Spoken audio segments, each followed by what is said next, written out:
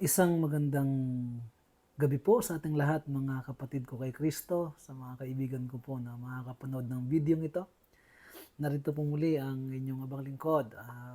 Magbabahagi po ng salita ng Diyos sa ating evening devotional na kung saan ang ibabahagi ko po ngayon ay mayroong pamagat na salamat sa Diyos sa mga pagsubok. Sa aklat ng Roma, Kapitulo 5, versikulo 3 at 4, ganito po ang sinasabi. At hindi lamang gayon, kundi nagagalak rin tayo sa ating mga kapighatian, sa pagkaalam na ang kapighatian ay nagbubunga ng pagtitiis, at ang pagtitiis ng pagpapatibay, at ang pagpapatibay ng pag-asa.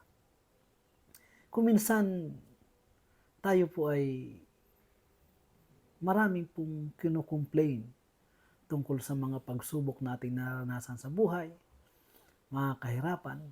Pero sa pamamagitan po ng mga trials, ang ating pong karakter ay unti-unting hinuhubog ng ating Panginoong Diyos. Nadidevelop yung ating patience, yung ating faith, yung ating tiwala sa ating manlalalang. At ang Biblia, sa pamamagitan ni Santiago, ay nagsasalita sa pamamagitan ng ganito.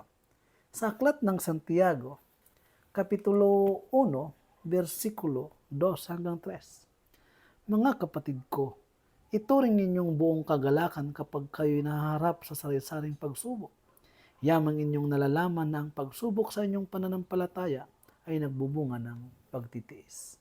Mga kapatid, ito po ang pagkakataon na tayo po ay dapat maging masaya. Kapag tayo sinusubok, kapag tayo po ay nakakaranas ng mga trials, dapat po tayo po ay maging masaya. Sangayon nga kay Santiago mga kapatid, ito po ay opportunity na tayo po ay maging masaya. Sapagkat alam natin na ang ating pananampalataya ay sinusubok. Kapag po tayo hindi na po sinusubok, magtaka na po tayo. Pero kapag tayo ay dumadaan sa mga trials, sa mga pagsubok, ibig sabihin po nun, mahal tayo ng Diyos, mga kapatid. Bakit? Sapagkat ang ating pananampalataya ay pinapatibay ng Diyos.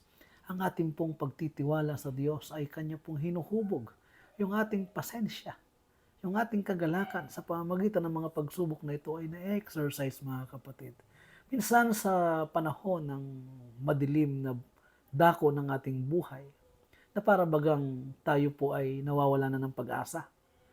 Ito po yung mga pagkakataon na tayo ay nakikipag-usap sa ating mahal na Diyos. Ito yung mga pagkakataon na kung saan tumatawag tayo sa Kanya. Pero mga kapatid, lagi nating tatandaan na ang perpektong panahon na tayo makipag-usap sa Diyos, ito po yung panahon na tayo po ay nahihirapan, panahon na kung saan tayo nasasaktan, panahon kung saan tayo po ay dumadanas sa mga pagsubok. Mga kapatid, ito yung panahon na ilapit natin ang ating sarili sa Diyos, mga kapatid. Dahil sa katotohanan po, mga kapatid, kapag tayo'y sagana, kapag tayo hindi dumadanas ng mga pagsubok, kung minsan nakakalimutan natin ang Diyos. Tama po ba? Sa kasaysayan po ng mga Biblia, maraming mga tao na mga kung saan sila ay sagana, sila ay maraming mga kayamanan, nakakalimutan po nila ang Diyos. Maraming mga tao sa kasaysayan ng Biblia na tumalikod sa Diyos dahil sa kasaganaan po nila. Maraming pagkakataon, mga kapatid. Pero ang Diyos ay inaalaw niya po ang mga pagsubok sa ating buhay in order to save, mga kapatid, yung mga anak niya. Ano? At ito yung pagkakataon sa panahon din natin ngayon, mga kapatid. Kapag ang mga bagay ay pumapabor doon sa gusto natin, instead na purihin natin ang Diyos, ang nangyayari, mga kapatid, ay nakakalimutan natin ang Diyos kahit magpasalamat. Nakakalimutan natin na yung mga pagpapala na nanggaling sa Diyos ay hindi siya natin nakukonsider, mga kapatid. Nakakalimutan natin. Bagkos ang ating kaharap ay ang ating mga kaibigan at minsan ay tumataas ang ating ere. Lumalaki yung ating ulo, di po ba? Ito po mga kapatid ito po yung katotohanan mga kapatid. Pero mga kapatid, sa panahon ng mga difficult times mga kapatid, yung ating karakter ay tumitibay, nahuhubog. Yung ating pananampalataya ay lalong lumalago. Ang ating pagtitiwala sa Diyos ito po ay nakakatulong po ang problema na tayo patuloy na manghawak sa Diyos. Mga kapatid, lagi po nating tatandaan ang mga pagsubok nating nararanasan, ang mga kahirapan nating nararanasan. Ito po ay nakakatulong sa atin. Ito po yung nakakatulong upang ang ating karakter, ang ating pasensya, ang ating pagtitiwala sa Diyos ay lalong mahubog. Kapag walang trials, walang development ng karakter. Inaalaw ito ng Diyos upang tayo, ang ating pananampalataya ay masubok at ang mga panahong ito at ang mga pagkakataong ito yung tamang oras na kung saan tayo patuloy na kumapit sa Panginoon.